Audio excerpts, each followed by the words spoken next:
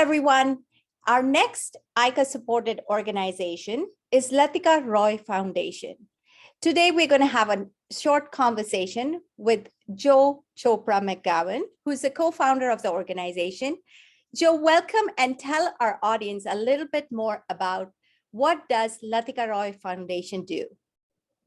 Latika Roy Foundation works with disabled children. We start at birth and we work right up until the age of 21.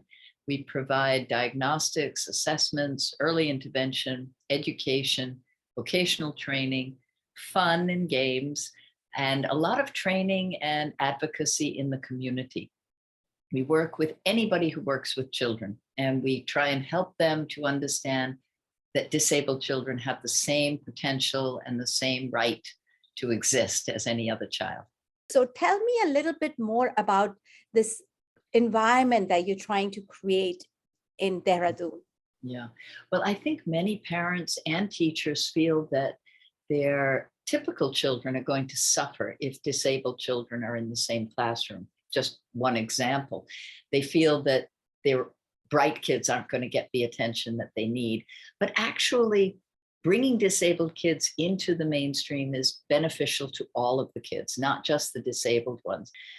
When you bring disabled kids into the classroom, the teacher suddenly becomes aware of all the kids who are already in the classroom, who have got some kind of learning problem because of an impairment of one kind or another. So we really believe that inclusion is of enormous benefit to every child in the classroom. What would be a message to our audience today from you?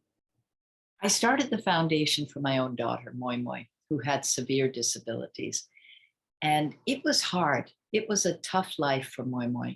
She died a couple of years ago.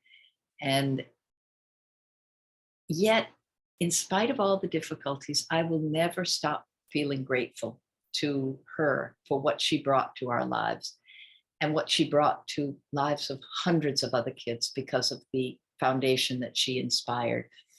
And I think that what my message to the world is that people with disabilities have so much to offer if we can only see it. We have to open our eyes. We have to be present. We have to be accepting of differences. We have to understand that everything doesn't come in a perfect package. None of us do. In fact, there's not a single one of us who doesn't have some kind of a disability if we can only identify it. And when we work with disabled kids, we are able to see that and to learn to accept others as they are.